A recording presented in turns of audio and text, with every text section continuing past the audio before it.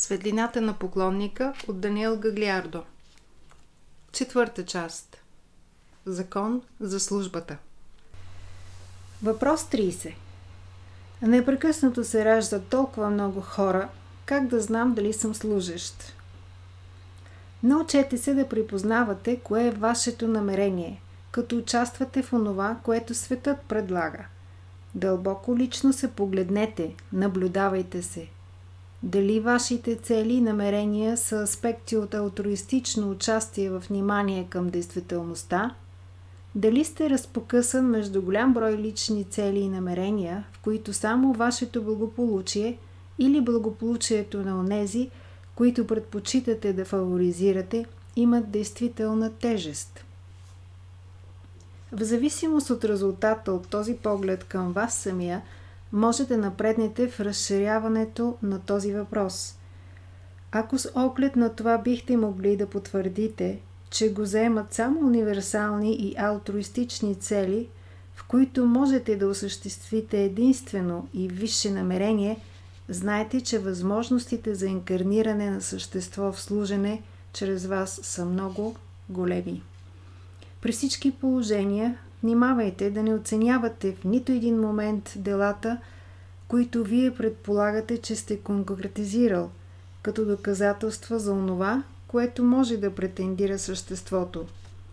Едно дело може да се храни конкретен характер, но да бъде част от театър, в който придобивките от приложената стратегия в търсене на признание да съставляват неговото преобладаващо и основно намерение. Ако работите за хармонизиране на живота, ако от вашето участие разцъфне нужното равновесие, ще разчитате в този случай на друг възможен сигнал.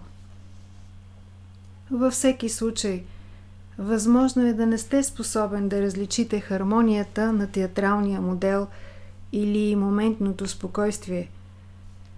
Тогава опознавайте се, срещнете се с собствената си есенция, отворете се за нея.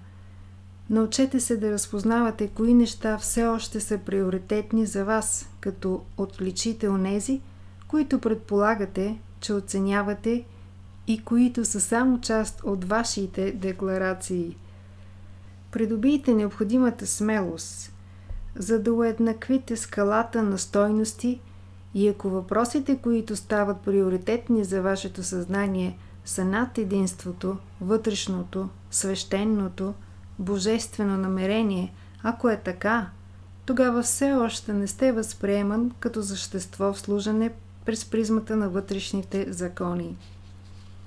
Възможно е да сте изпълнител на добрата воля, инструмент, който е на разположение според превратностите на нашите настроения и психични състояния, или някой, който откровенно предпочита позитивното, но по-голяма част от неговите решения изникват като насилствено взети, да ги налага на вашата личност.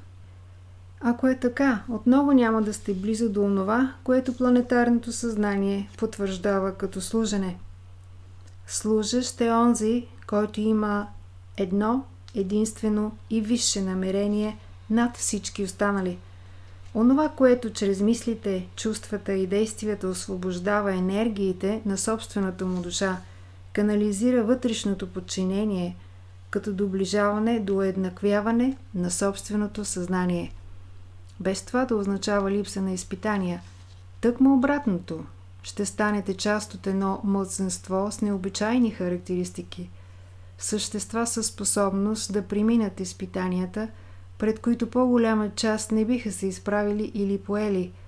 Индивиди, които нямат интерес да обясняват или оправдават онова, което правят, а запазват смелост и поддържат изпълнението на това, което другите не биха приели и изпълнили.